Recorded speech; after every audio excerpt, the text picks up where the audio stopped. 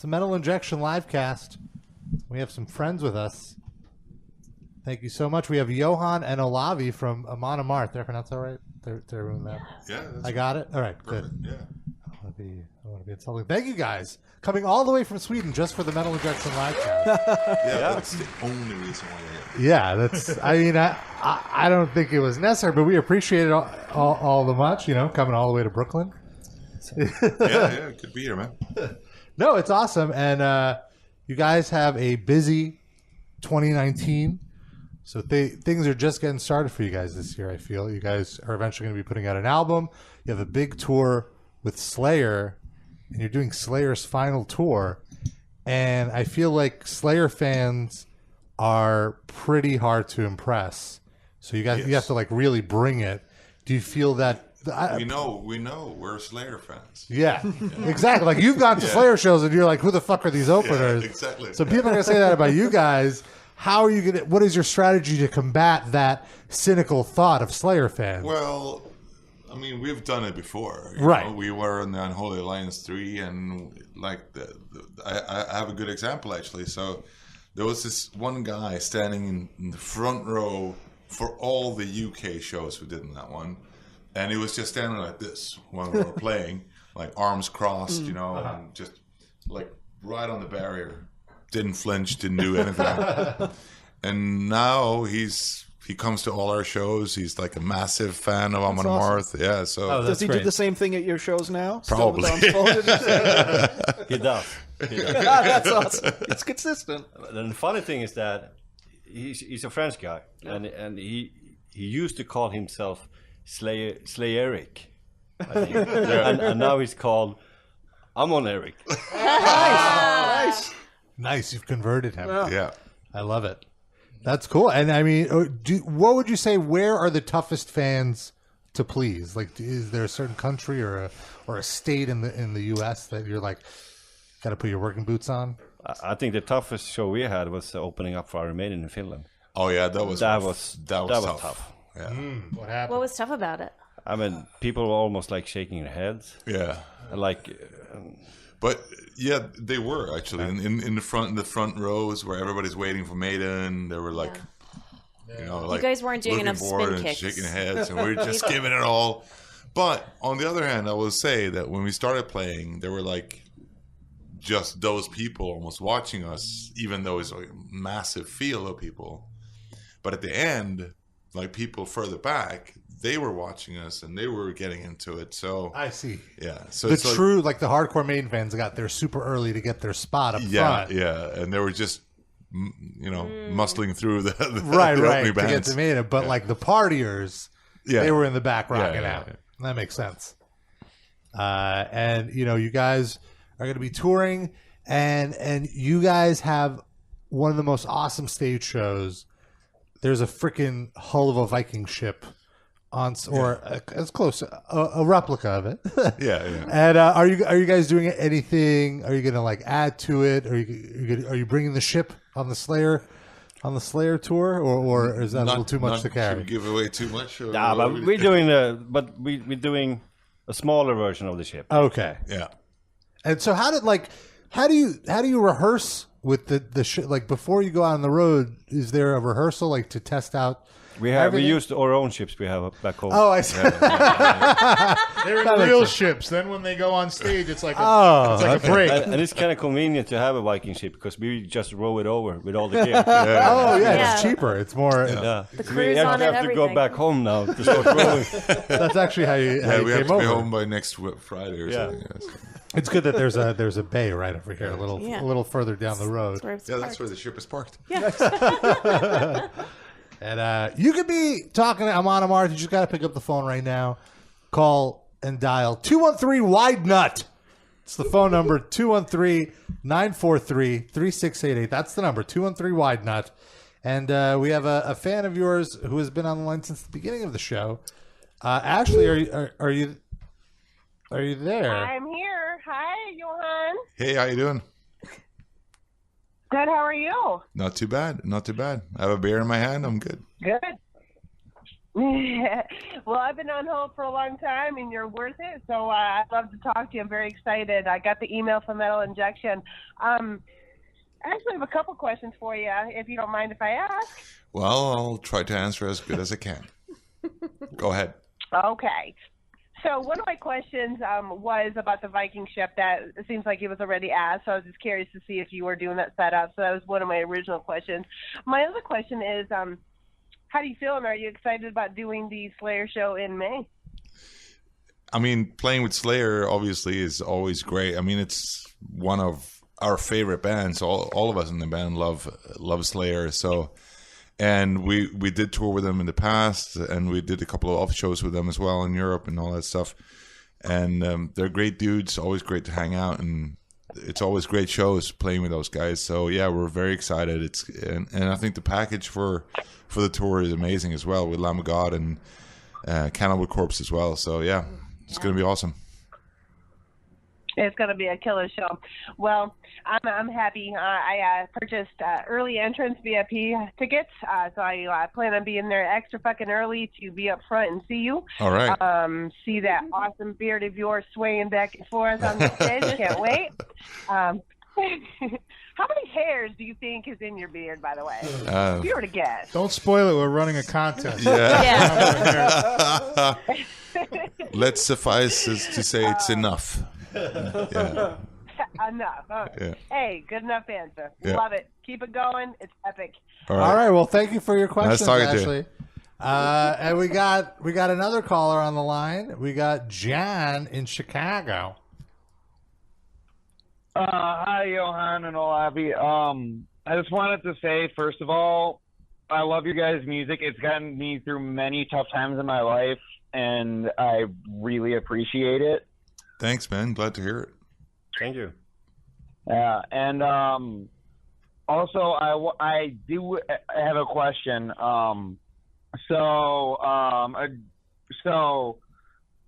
There seems to be a theme between A Dream That Cannot Be, the song that you guys did with Doro, and then the song that you did with Doro, as like lovers who just can't get things right. Was that like planned out? Well, actually, yeah. The short answer to that is yes, but not by us. It was actually when Dora approached me to ask me if I wanted to do that song with her. She said that when they came up with the whole idea, she immediately felt like that it would make a lot of sense for us to do that song together, because the song seemed connected, and that's kind of like why she asked me to do it in the first place. But the idea to connect the two songs, I would say, would have to be Dora's, obviously, because they wrote that song and we didn't. So All right. yeah. Was Okay, that a good cool. answer? That was a good answer. Very cool. He's All right. processing. Thank you, all. John. All right. Thank you, man. You guys are going to be putting out this new album. I appreciate that you're being secretive about it. There's a mystique, like what's going on, what's it going What to be album? about. I don't know what you heard, but I'm here drinking beer. Well, I hear there's going to be some music, or you were recording music in LA, perhaps. That was just a rumor. Yeah, that's true. Well, you were working with a very, very nice producer named Jay Rustin. Sound familiar? Nope. That was No? Just a kind rumor. of some Oh, rumors just a that rumor. some All right. stupid magazine. Oh, I see. In an know. interview said. Yeah. Fair enough. But what do you guys? You guys spent some time in LA. What was it like hanging out in LA for a while, or did you not hang out in LA? Kind of loud. Yeah. Lots of traffic. Yeah. Oh yeah. Yeah. Right. Yeah. Loud snare drums sounds. Just snare drums all over LA, randomly in LA. But like you guys lived in LA for a while, like while just hanging out there, not recording a new album. Yeah, we felt like, since we like each other so much, we thought like, hey, let's go to LA, rent a house for 6 weeks. Yeah. Okay, so you guys all lived in a house. Is that different than sharing a bus? I imagine, because you still Not much. It's about the same. Same. So you guys are used to it. You guys know. You guys have seen each other naked a million times. Right? That's, Unfortunately, yes. yeah, like if you just can't help, you can't help it. You're on the road for 20 years, 25 So have years. we. It just gets really tiring, man. Put your fucking clothes on, Rob. Look, I mean, we've been doing Humans this are for a born long What is time. it you We're really almost after there. here? That's what I want to know. I'm not going to turn this into a measuring contest, but who has the longest beard? No. No, like I was like, how was it living in it? Like, what did you notice anything about LA that stood out to you as not common, not how you typically do your day to day? Well, for one, there were houses around, other houses than the one I live in. Right. Typically, you live. Just I live in on the a farm. countryside. Yeah. Like, How far are you from the next human being? actually, pretty close. My wife lives with. Good point. All right. The next person. The next family. The next house. Can you say Well, I would say about 150 yards, maybe. that? Oh, okay. All right, No, that's not. That's sorry, no, 80 yards. I was going for feet, but yeah, Oh, I got yeah, you. Just a lot more people on top of each other in LA than. yeah. And did that get a little overwhelming? Did you need a little No, quiet time? I'm used to that. Okay. Yeah, I mean, well, I'm I a guess- city boy. I mean, Okay. given it's Stockholm, but Stockholm Yeah, is like Stockholm's a an busy eighth of area. the size of LA, but still, Right. So that's cool. And I read that you hung out with like Josh Barnett recently or a while ago, and then he introduced you into MMA, and you've taken that on as a hobby. Yeah, I mean, Josh is a fan and a friend, and he's come out to a bunch of shows, and he, I was in LA a couple of years ago, and we wound up doing a training session together, and I thought it was so much fun that I decided to keep doing it, really, and my wife, obviously, mentioning her again, she was a big inspiration there because she used to box a little bit as well, So she taught me some stuff as well. So she really got me into the whole like martial arts because I never even thought about doing that at all. Really, I never had the interest, and then I started training, and all of a sudden I find it's the most fascinating sport ever. So I love MMA. It's good exercise, good training. You learn new skills, and it's really like good. Yeah, it's good exercise. Isn't really. it so funny how like something that is from the outside perspective perceived as so violent is something that like is actually so wholesome? Because all these like, not all, but I don't want to make a general statement, but a lot of these like MMA fighters and stuff, they're so positive and they want to build you up and see you become as good as them. Because then you're like a good competitor for them. Literally everybody I met in the MMA scene have been like super nice, and if they haven't been from the start, once you like spar with someone and you like exchange punches and stuff, it's kind of like, it's so weird, but it's like something happens in that moment that if you didn't click before, you will after that, because it's like there's some kind of respect coming out of that. So it's interesting to see like this, so many nice people in the world of fighting. It's ridiculous. Like they do the most violent thing, but in many ways that's kind of like the metal scene in general as well, because in metal, like the fans that listen to the most violent music there is, and they're like the nicest guys. It's like they all only want to have fun and enjoy themselves, and have a party, and and rock out to brutal music. So Yeah. I was watching your documentary earlier, and I love that you emphasize that. Like, metal is supposed to be fun. You're not supposed to pick on each other. It's not a competition who likes the heavier band or who's like more true than somebody else. And I just want to say, like, I really enjoyed that documentary. And I was wondering if you think about that moment where you guys knew that you could quit your day jobs and just pursue music as a full-time career. And like, what goes through your mind when you think of that moment? Like, do you think back to that? Like, when you... I don't know. Do you think about that often, Ollie? I don't know. Yeah, I guess I do. I still sometimes need to pinch myself, and when I'm gonna wake up from this dream. I guess like it takes like people are afraid to do that. Like, yeah, but exactly. I think actually, I don't think we were probably, I don't think we were better than anybody else. It's just that we were stubborn enough to just grind it, and also we made the pact that the band goes first, and if you get kicked out from your job because obviously you couldn't be doing your job that much because we had to keep on touring, and we said fuck it, then so be it. We do the music, we do Amon Amarths, and hopefully it will pay off. The question is, when is the moment going to come when you can quit the band and do MMA full time?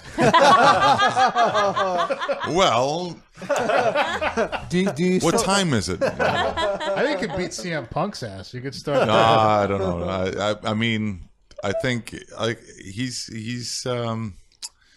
got a fighting spirit. That guy. Seriously, he does. I mean, I know he's not the most technical fighter. I know he really got his ass handed to him in the fight I saw, anyways. But he stood there for 3 rounds and got fucking beat up, and that's a fighting heart right there. And I'm not sure I could do what he did. Seriously, I'm not sure. He probably has a lot more training than me, but it's still a rough sport, and I mean. Look, I'm not 45. Well, I am 45. I'm not 44 anymore. So, but going back to what Noah was saying, do you, in the back of your head, do you sometimes have that thought like, okay, this band is going to last another year, and then that's it? It's like we got to go back and get jobs, or are you pretty secure and just like, I'm an artist, I'm going to be making music for the future? Does it go back and forth? I know that I'm not going to start a new band. So if we fail in Amon Amarth, I think that's it for me. Because I'm not going to do this trip again. Right, not that you're anywhere near failing. I'm way too old for it and all that. But, I mean, I don't know. At this point, I think we're all enjoying this so much. So, we just take it as it is. Right. I think that's exactly right. Don't think too much. I think all of us have invested so much in this band. And this is like our baby in so many ways. It's hard to imagine doing anything else music-wise than Amon Amarth. I mean, sure, I've done some guest things for bands, but it's still Amon Amarth is the main thing and the only thing I want to do, like, creatively when it comes to music, for sure. That makes sense. Yeah. We have some questions from our chat room. All right. Colombian Neckbeard asks, with a ton of recent media like God of War, The Last Kingdom, Marvel movies, etc., that are inspired by Vikings and Norse mythology, do you have any favorite Viking media, like Viking shows or movies, or do you think it's a little overdone? That I'm adding that last part. I mean, I think the TV series Vikings does a really good job describing it. I mean, given that they've taken some liberties with historical accuracy, but for what they do, they've done a good job describing the Viking society and the Viking history. And you have to realize that Viking, honestly, that's not something you are, that's something you do, really. So to go on a ship and go to a country to invade or to raid, or that's to do Viking, really. Otherwise, you're like, for the Vikings, they were not Vikings unless they were on a raid. They were Norwegians, or they were Danes or Swedes. It's right. Like, yeah. So it wasn't a nationality. It was more like an occupation. Yeah, exactly. Yeah. So it's but I think that the TV series Vikings has done a really good job of bringing the mentality of the Vikings to the screen, which I think is something well, that I appreciate personally very, very much. Even though it is not entirely historically accurate, and it's still a good show, I think. But there is a bunch of movies as well, I guess.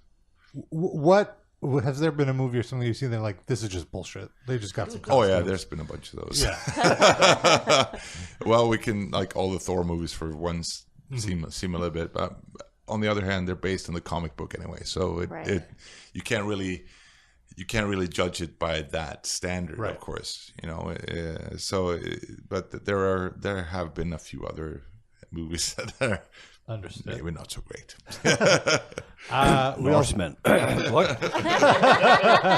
Northmen of Viking Saga. Actually, that movie was actually not terrible in that aspect. It was actually quite accurate to what it would be like, and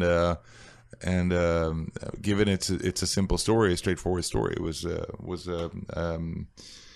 was a good movie, I think, because that also kind of shows you a little bit of the animosity and everything. So, plus I was in it, so obviously it was great. right, of course.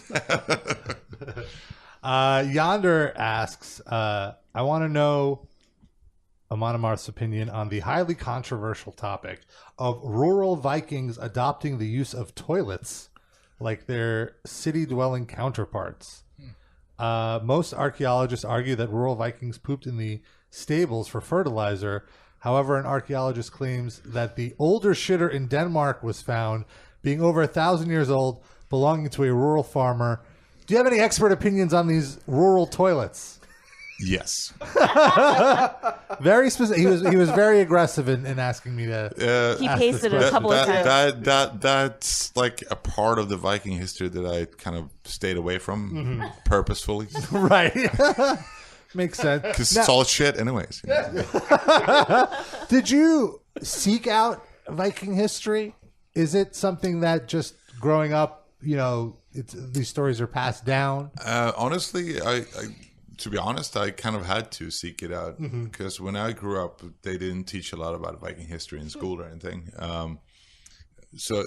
But where we did get to read about it, which is kind of funny, it's not history class, it was actually in literature class because of the Icelandic sagas and all that, which is like classic literature, but is, by any standards, one of the first actual novels ever is an Icelandic saga, which is the Njala or the Njala saga.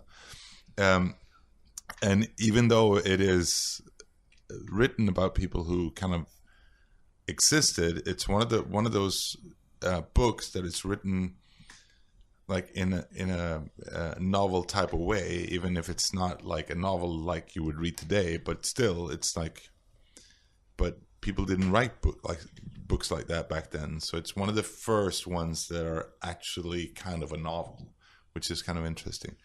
And a lot of the Icelandic sagas are like that, even though they talk about people who existed, and it's like they call them legends because obviously some of the feats they are said to have done are almost superhuman. It's still kind of interesting from a what I call literature standpoint. So we got to read it in Swedish literature class. I see, and that's kind of so. But otherwise, you kind of had to seek it out yourself.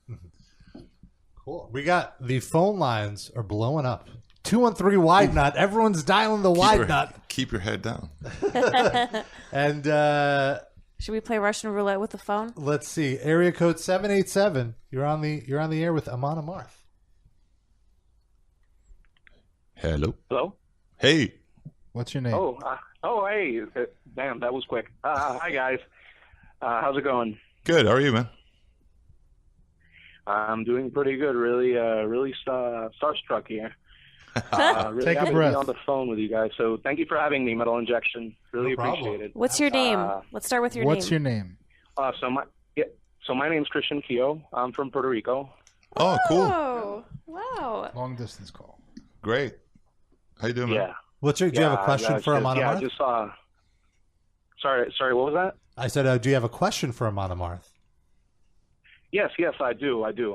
Sorry about that. So Just real quick. So I'm a graduate student, like I said, and so, or I'm from Puerto Rico, and I'm a graduate student, and so to finalize, I'm writing a thesis paper on Amon Amarth and its connections to Snorri Sturluson's Elder Eddas. Yeah. All right. And other texts. Yeah.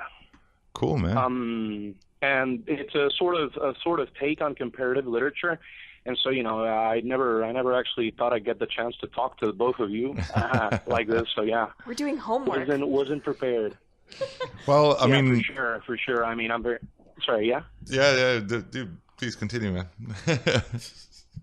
I don't think he wants to continue. So yeah, like I'm very interested in researching the origin or inspiration from where your songs come from, and then how the songs are produced. Once I complete my thesis, I'm hoping to present these at some metal academic conferences in Finland and France this summer. If you ask him now, sorry, what was that? If you ask him now and he tells you, wouldn't that be cheating? Like you have to actually do the research. Yeah. Well, it's kind of doing the research. Well, I mean, it's going to the source. It's a shortcut. Yeah, I can't deny that. Right. So considering this, I have some questions. And all right. Here I go. So, which songs would either of you consider to be the most rich with concerns to Norse mythology literature? Say the Elder Eddas, etc. Or it could be your favorites. Like which of the songs out of your entire discography would you consider? Wow, there's a bunch of them actually, because there's a lot of mythological content in all of our songs when it comes lyrically, but you also have to consider that as a writer and as a writer of lyrics, I've taken some liberties with what's actually written in the Edda and what works with the song sometimes. But right. I think there are a couple of ones that kind of come to mind, and especially the early songs that we did for the demo, The Arrival of the Fimbulwinter, and for that are also on the Sorrow Throughout the Nine Worlds, Burning Creation and the song The Arrival of the Fimbulwinter definitely has a lot of stuff directly taken from the Edda.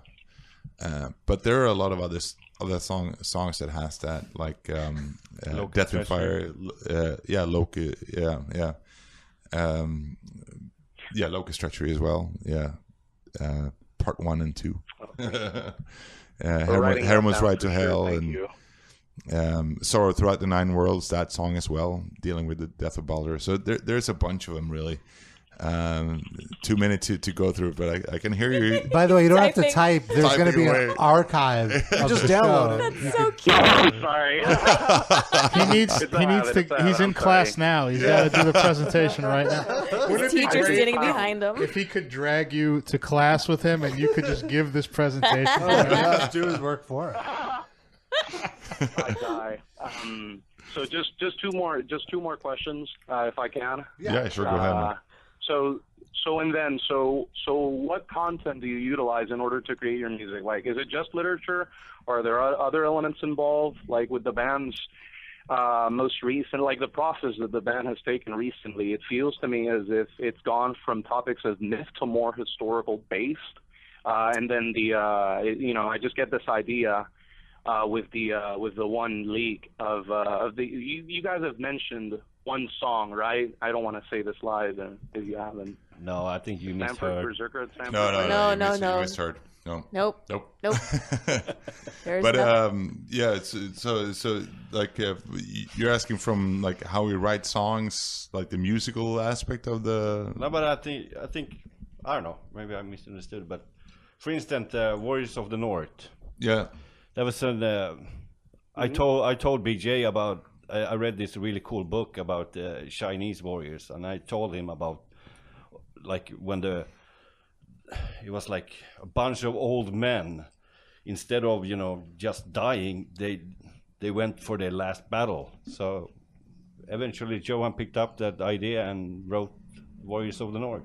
Yeah, I mean, so it's not always like, doesn't have to be Viking myths or Viking stories. It's if we see some cool movies, or we read some cool books, then we can, hint him like, oh, what about story like this? Or and there's a lot of stuff that's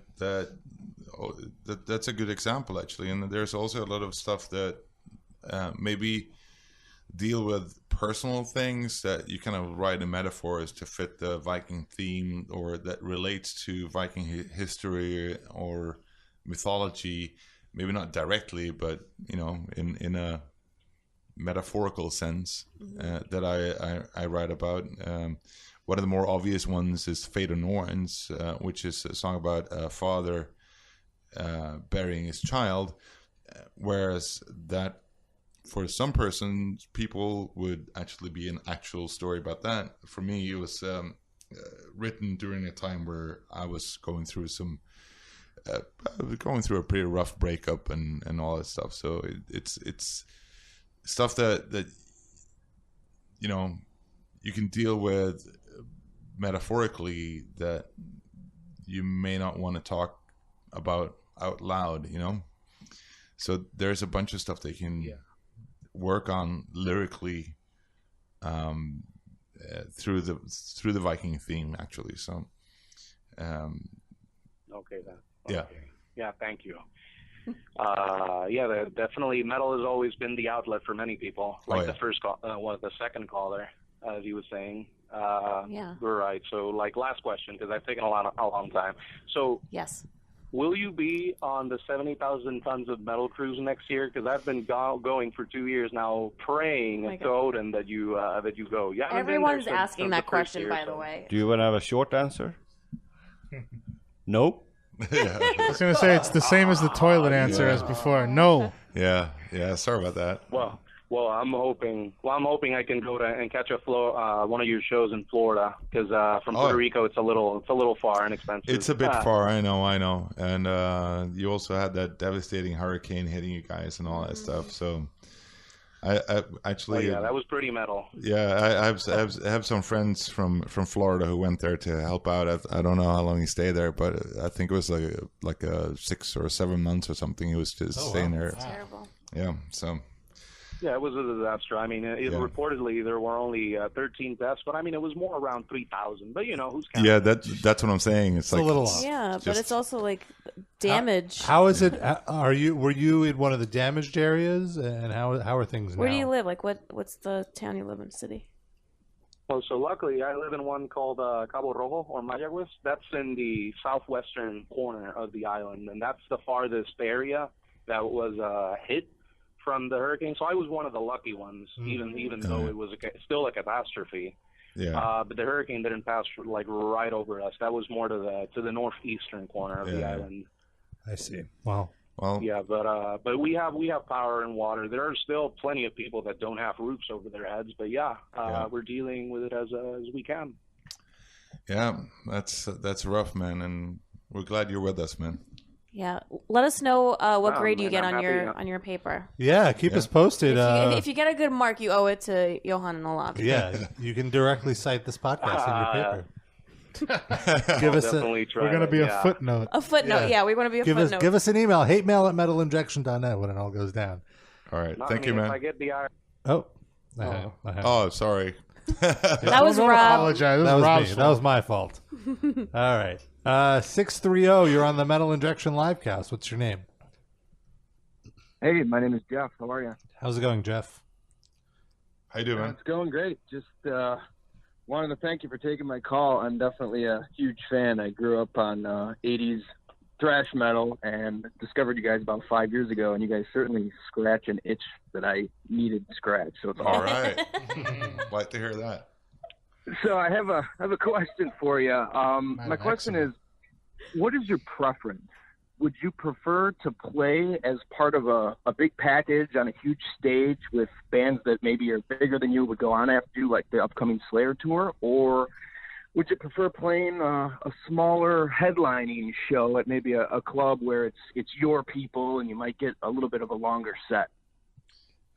You want to hear the boring answer to that? Both. Sure. You just like playing. Yeah. Yeah. I mean, You got to choose. Yeah, but I mean, it's both has its things, right? You know, like playing, Absolutely. yeah, playing with Slayer is amazing, and it's such a great band. It's a great package, and it's going to be a lot of people there, a lot of fun, and you get to play for a lot of new people, which is awesome. But playing a headline show, you get to play all the songs for people who are there to watch you. So that's going to be like an insane show with fans of our band. So, you know, it's pros and cons, definitely. But I have to think that like a good portion of the Slayer audience knows who you are. I mean, you've been around. It's not like, I mean, okay, Slayer's been around for 900 years, but I mean, you are a pretty well-established band. I mean, you're going to have a lot of fans in the audience, no? I don't know. I mean, that's the hope, right? Well, I mean, I would think so. I mean, it's hard to say, really. I mean, we did when we supported Megadeth, for instance, you could tell a lot of people that came to that show didn't really know who we were, but obviously by the end of by the end of it, appreciated it, and you know, it was really cool, you know, to be able to show off what we have to people who've maybe heard of us but never heard us, because that's a different thing. Like people may have heard the band, like the name Amon Amarth, but maybe not necessarily heard us play or heard the music. So. So is there a different approach to the show when you feel like you kind of have to win them over versus they're already yours? No, I wouldn't think so. Just go out there and rock. I think a headline show is maybe even more demanding because you know you need to deliver, and it's a little more pressure. Yeah, sort of. You know, because then you have more opening bands that try to kick us. Kick our asses. So we need to show them that even though we are old and look old, we're still kicking ass. No, but yeah, she's actually, I don't know. I mean, I like both, but I think headline shows are more fun. Yeah. I mean, as like the audience is there to watch you play, and it's easy to get the crowd reaction and the crowd going when they're there for you. But it's also satisfying to see like we played Chicago Open Air, for instance. We played the big stage, and in the beginning you saw like only the people in the front were kind of into it, but after the 3 or 4 songs, people in the bleachers are standing up and going like, that's a cool feeling. That's a great feeling, you know. So that's awesome. So I always wonder, like, very cool, and it's probably like such a corny question, but I'll ask it anyway. Do you, like, when you're on stage, do you see the fans, like you see their faces, and like if they're mouthing stuff at you, do you process it all, or is it kind of just like a blob of people? No, you see their faces. Yeah, you see, so you see everything. I mean, it depends on the venue as well. I mean, obviously, like if it's a really big venue, it's hard to see the people in the far back, obviously. Yeah. But I think one thing that I personally, as a singer, always keep in mind, and that's something that Bruce Dickinson said. He said, it doesn't matter if it's 2,000 people in the audience or 200,000 people in the audience.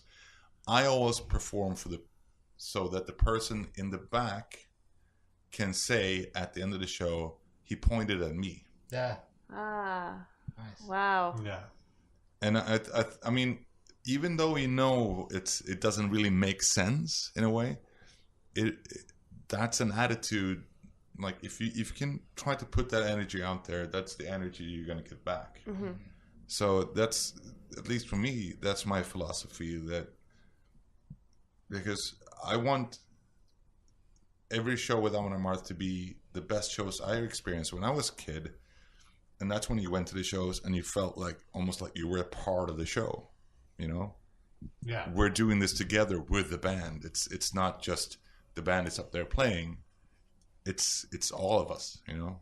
And to what you were saying about Bruce's quote, you know, when I would first go to shows, I was, you know, poor, and I would be, you know, all the way in the back, and anytime the artist would be like, "Do you guys hear me up there?" And I'd be like, "Oh my God, he acknowledged us! Wow, see us, us little people."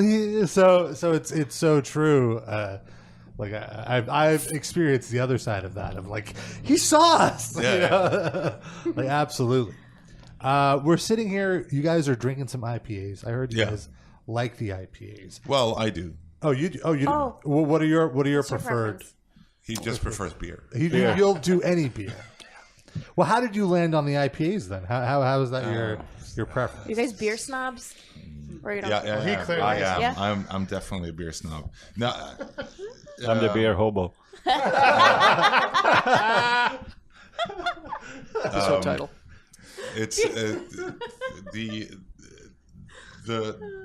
it started like a few years ago, especially here in the United States. We started getting these microbrew beers, and I think one of the first ones was Sierra Nevada Pale Ale. That it's like, wow, there actually is good beer in the United States, because otherwise you always get like Bud Light or PBR or something like that, right? Right. But back in the day, you weren't, you were just happy to get beer, so it was all right.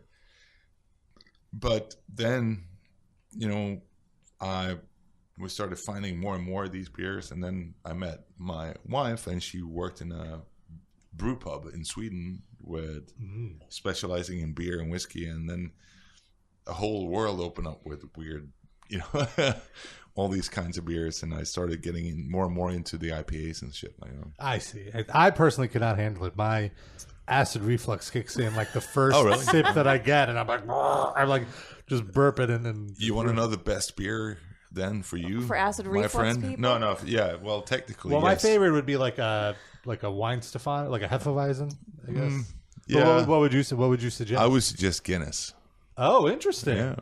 Oh, right. But it has to be draft. Right. Yeah. Not because it doesn't have carbonation. It's nitrogen, and so it's not that like acidic, bubbly thing. Right. And it's a little heavy though. That's the other side. That's a myth. I argue that's a myth. Okay, fair enough. I'll give it another shot. With I can drink Guinness all night. I'll be fine. Yeah. By the way, Johan, your wife sounds like the coolest lady on the planet. She does MMA. She works at like a beer place. Yeah. Well, she used to. Now she's a yoga teacher as well. So she's a yoga teacher. Yeah. So, okay, how did you guys meet? Well, that's a really long story, but we met at a like this is going to sound like bragging. Do it. Well, what's the Amon Amarth meet cute? She used to do some modeling, and she for like alternative modeling agency, and they were putting out like a metal calendar, and she approached us if the band wanted to do a photo shoot with her. Wow. Which we did and did not do because she wasn't there. So we only met over email. But so wow. Yeah. But she was together with another guy at the time, but that's when we started knowing each other, and then And then you kind of made it all work, like with years like later, on the road and stuff. Yeah. The other guy had a mysterious bus accident. How did you know? Nothing mysterious about it.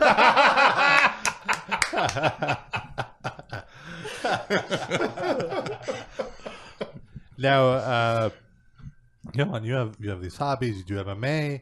Do you have any hobbies, or is it just beer? I fight a lot. Oh, you also do the MMA? Oh yeah. Or just fighting? Through PlayStation. What are you playing? What are the games? Right now, Battlefield 5.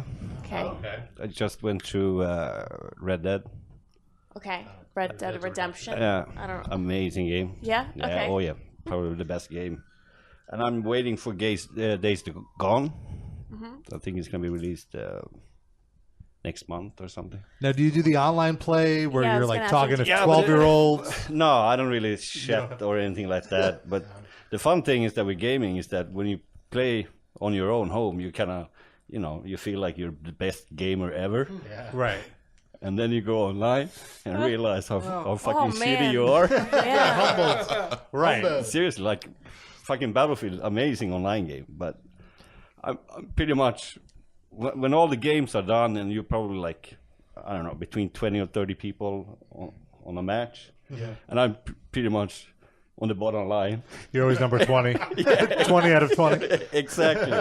That's how I felt But playing. the thing is that on Battlefield, I found my style of playing is that I'm in the back, I'm a sniper, and I'm also the recon. So I'm just, recon for the good gamers. Yeah. Oh, I see. It's like playing deep right field in Little League. That's how, like, someone showed me, I'm not a gamer at all, but I was playing Fortnite, which is like the PG version of all these games that you mentioned, I feel. And it was so wild because I was getting destroyed, and I had the mic sounds on, and it was like, these are children that are like so much better at this game. Than, owned by 10-year-olds. Yeah, and it's just mind-blowing to me that I don't have the training, the like finger training to keep up with them. Seriously, I've been playing PlayStations since, I don't know, 20 years. Since the first one? Yeah. Right. But still, when I get stressed, I need to look down on the control to see what buttons I should push. But that's probably an age thing. And kids today, they just... Yeah. Right. I'm the same way with, like, whenever it's like square, I always just can't find the square for some reason, even though it's in the same spot every time. And I just feel like such What an old a person. rock band. I always wonder if like professional musicians have a trouble playing rock band because it's like a fake guitar. Like Guitar Hero? That's actually right, because I suck on it. Well, BJ, he fucking kicks ass, but he can't play guitar at all. Actually, I didn't kick ass. I did all right, but I did better than you for sure. Oh yeah. But that's the same thing. It's like Ted, our bass player. He doesn't have a driving license, and he's probably the best guy driving. From the back seat. No. On the arcade games? Go-karts.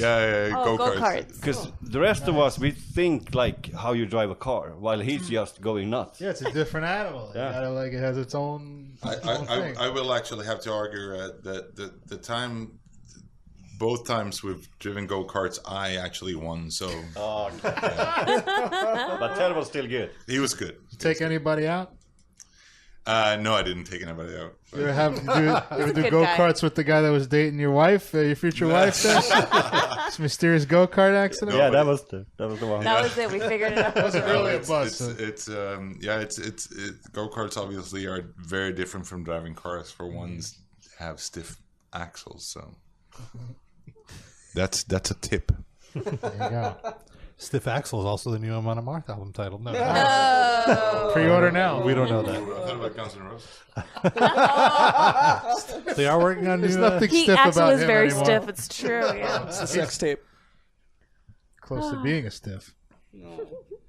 Awesome. Well, guys, we did it. Thank you so much for hanging out with us, coming all the way to Fantastic. Brooklyn on your Viking ship. Yeah. Docking it in the Gowanus. Yeah. And nice and also I want to mention, of course, like we've been saying, you guys are going to be on the road with Slayer, Lamb of God, Cannibal Corpse. That is front to back a can't miss show. Like, you have to arrive early. That's massively brutal. Like that's 4 headliners. We've had 3 of those 4 acts in studio. Wow, You that's notice true. that? All Yeah. we need is somebody from Slayer, and we have the entire tour. We would have had the entire tour. You're right. We got to get Paul Get on that. Bostaff on the line. We had Josh Barnett on too. Yeah. Sure, yeah. Yeah, he's been on here. Josh is awesome. He's Good guy. He's a great dude, good friend. And maybe there could be some sort of new music played on that tour. Who knows if such music even exists? I don't know. But catch them on the road. We're giving away tickets every stop on the tour. There's a link in the description. Pair of tickets every stop. And thank you guys. Safe travels. Yeah. Throughout the Thank world. you guys for having us. Yeah. Absolutely. All the rest of the beers are yours. Take them away. Oh, wait. None of us can handle I it. just wanted to say a shout out from Brent and Shuli from the Howard Stern Show. yeah. They love you guys, and they just wanted to send their regards. Yeah. Thanks. Yeah, I know those guys.